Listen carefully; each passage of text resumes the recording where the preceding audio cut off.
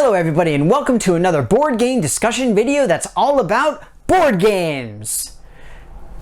Seriously, today I'm going to be talking about hobby board games and essentially what I personally believe to be the definition of a hobby board game. It's something that's been discussed a little bit in the past. I haven't seen a whole lot about it, and honestly I haven't thought too much about it. But there was a comment on my channel relatively recently by Crafty Flutterby Creations that kind of put the seed in my head and made me think, like, what does make a hobby game a hobby game?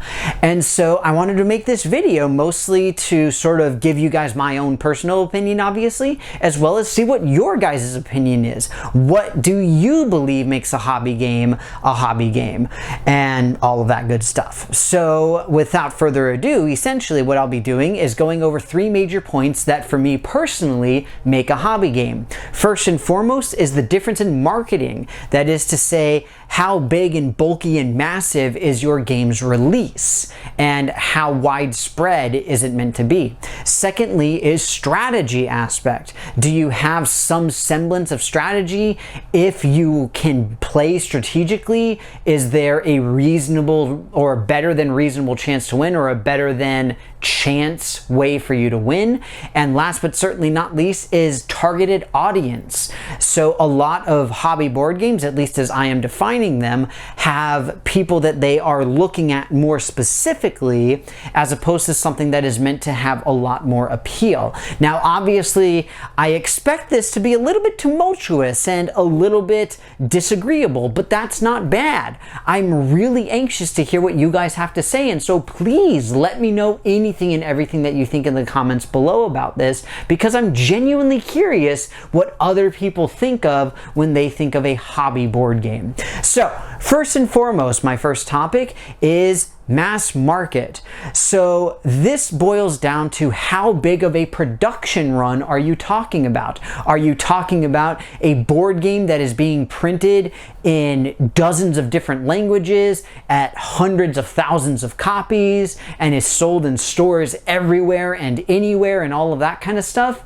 If that's the case, it is not a hobby game. So this would exclude things like Life, Sorry, Monopoly, stuff like that. Even though, to an extent, a lot of these games have some semblance of strategy and targeting and all this kind of thing, it's just that they are so ubiquitous and they are so everywhere that it's kind of out of the board game hobby as I personally see it. Now that said, I absolutely understand that this makes it seem like I'm kind of gatekeeping and saying it's like, no, that's not a real board game. The fact is that they are board games. It's just a matter of making this kind of distinction between kind of a casual board game player and a more intense hobby board game player. So it is a thin line, don't get me wrong, and we see games like Pandemic especially has really blown up a lot in popularity, and we see it in Target and all of these kinds of things. Same thing with Villainous. Of course, you have things like Cards Against Humanity, all of that sort of stuff. And are those considered hobby games? I mean, I personally would consider Pandemic to be a hobby game because of the other criteria, but something like Cards Against Humanity, I consider that purely to be a social game. I don't consider that to be hobby in any real way, which kind of brings me to my second point of strategy. That is to say, if you employ some kind of a strategy, can you win if somebody else is not really doing anything? So you can think of this kind of like the Tekken argument. If somebody is just playing as Eddie Gordo and randomly mashing buttons and all that kind of stuff, they can potentially win if you have no idea what you're doing. That said, if they're sitting there just randomly mashing buttons, but you know what you're doing, then you can still easily beat the tar out of them. And we see that a lot with these deeper strategic board games, like the vast majority of what you see on my shelf here. That said, we can't really see it with a lot of these roll and move type of games like Sorry or Chutes and Ladders or things of that nature. That said, even something like Monopoly, if you play by the rules, people, would be considered a strategic game because you're talking about buying properties at strategic locations for strategic prices, doing the auctioning, all of that kind of stuff. It does have semblance of strategy in it. It is there absolutely 100%. But then of course we get to the point of how much strategy does it take in order to be considered a hobby game? Going back to my example of Cards Against Humanity. That's not really strategic. That's more social engineering than it is anything else. It's more about what do you think of the person. Taking something like Dixit right over here. Dixit is all about knowing what the judge thinks and how they work. If they're a person who is a fan of Harry Potter or Doctor Who or some of these other shows or an anime show or whatever it is, then some of their clues might be references to those particular things. If you don't know what they are, you're not going to be able to do it. Same things in things like code names. Code names I would also consider to be kind of on the border of strategic and social and kind of right along that line, very, very close.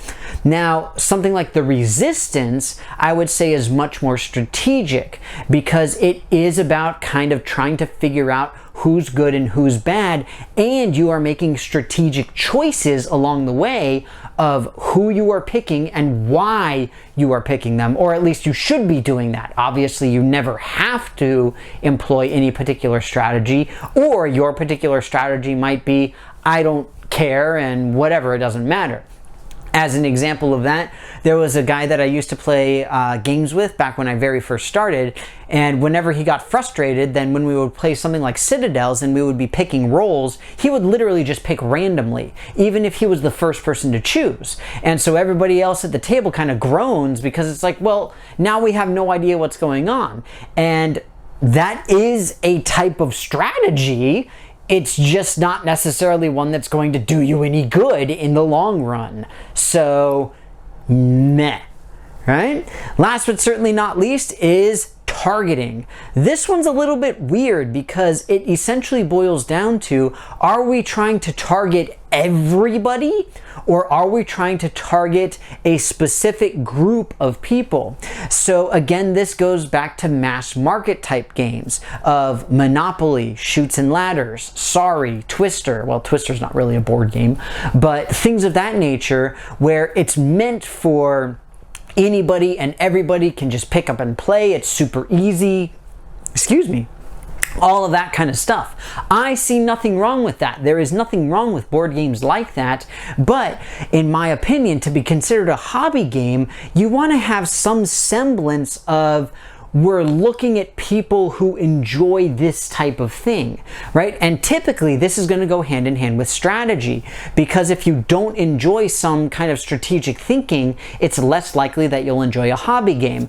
Going back to Pandemic as an example, Pandemic, while being very much a mass market game at this point, does require a semblance of strategy as well as coordination amongst everybody who's playing. And so the fact is that if you're going to be playing with people who don't like the idea of coordination and cooperation, they're probably not going to like Pandemic, and that is totally okay. There is nothing wrong with that. Cards Against Humanity, social game.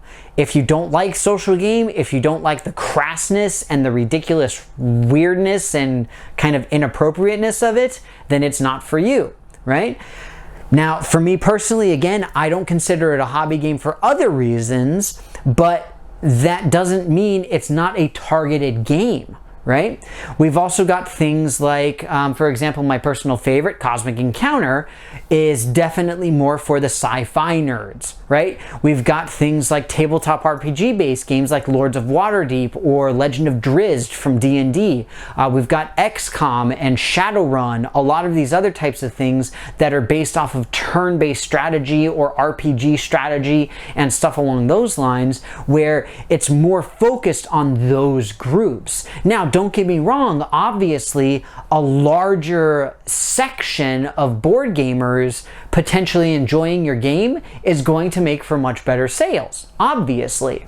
But at the same time, If you have a game that is more focused on people who enjoy very specific things, whether it's theme, mechanic, combination of anything like that, then that means, to me personally, I see it more as a hobby game because it is designed with the hobbyist in mind. But that said, more than enough rambling from me as always.